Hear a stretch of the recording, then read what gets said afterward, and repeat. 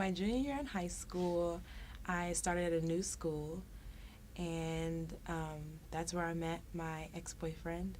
I met him in the beginning of the school year, and not long after that is when we became boyfriend and girlfriend, and I thought I was just like madly in love. Things eventually changed.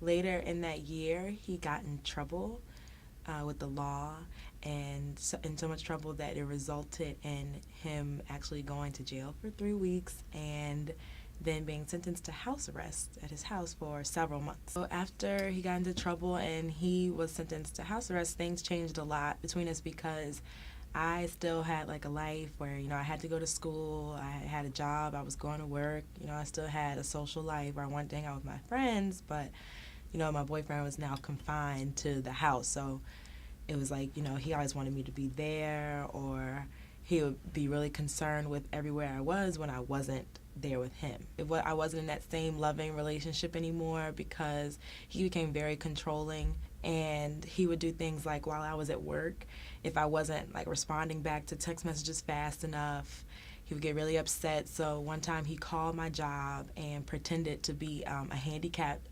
customer whose wife had come into the store, and he couldn't come into the store, so he needed to speak to Ivy, who his wife had spoken to at the store, and just to get me on the phone to make my coworkers think it was important.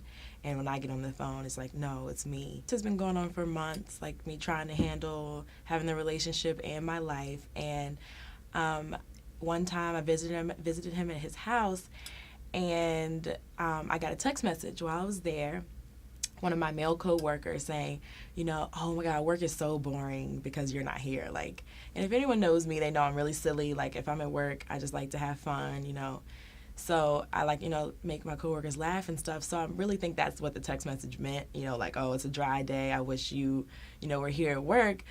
But he took that totally like the wrong way, and he just went off. Like, he got really upset. He put his hands around my neck and choked me, and then he had hardwood floors, so he slung me on the floor, like yelling, "Oh, how could you do that? Like, you should just be here with me. Don't talk to any guys at your job," and just sling me back and forth on the floor while holding me by my neck. It was scary because I had to go back to work, and once I left, I couldn't even open my mouth all the way from where my jaw was in so much pain. You don't even know how to go around people when you have to explain, like, what's going on. And, he was making phone calls to people on my phone and leaving, like, voicemails of us fighting in the background. And it's just people like, what's going on? And it's kind of like an embarrassing story to tell. I would tell someone, that's never okay. I don't care how small, you don't have to be bleeding before, oh, now maybe I should do something about it.